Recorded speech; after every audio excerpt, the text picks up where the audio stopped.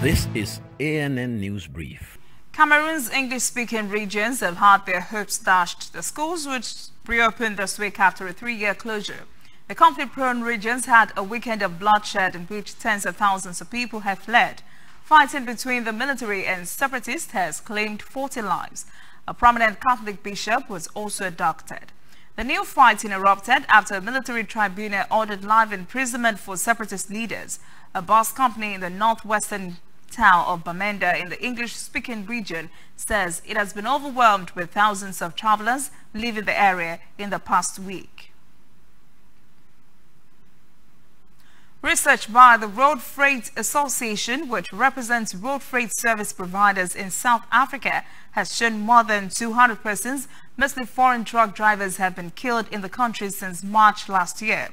The report further showed that some groups that claim to be South African truck drivers have thrown gasoline bombs at trucks and shot at, stoned, stabbed and harassed foreign truck drivers to force them out of the trucking industry. The Road Freight Association has called on the South African government to take urgent measures to protect foreign truck drivers from violence, intimidation and harassment in what it calls the country's cycle of xenophobic violence. Southern African Director at Human Rights Watch, Deva Mavinga, says South African authorities should urgently intervene to stop what he calls the unlawful, unprovoked and violent attacks and harassment of foreign truck drivers and bring the perpetrators to justice. We'll return after this message. Whether in your house, at your office, on your phone or online, we are there. We have the facts behind the headlines. We cut to the chase with the news you really need. We cover every angle. We are the bigger, better news network. We are African News Network. ANN. Watch ANN News on MITV from a truly African spirit. In a bid to press its demand for the resignation of Malawi Electoral Commission Chairperson John Ansha, the country's Human Rights Defenders Coalition has announced it will hold a 3-day shutdown of the country's cities from Wednesday.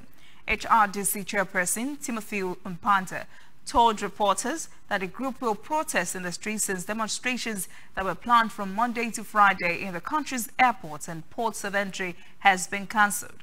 The High Court has granted an injunction last week, stopping the 5-day demonstrations. Ntamba said HRDC is fighting to lift the injunction in court, saying his group will not relent until the embattled Jane Ansha is ousted from the Electoral Commission. Ansha is a judge in the Malawi Supreme Court of Appeal, has dismissed allegations should mismanage the May presidential elections. But HRDC says Ansha should resign to pave the way for investigations into the allegations and possible prosecutions. The Constitutional Court is currently hearing a case brought by the opposition to annul the election results because of irregularities. That is ANN News Brief. For details on these and other breaking stories, visit our website, annafrica.news. Conversation continues on our social media platforms, Twitter, Instagram, and Facebook at ANN Africa TV.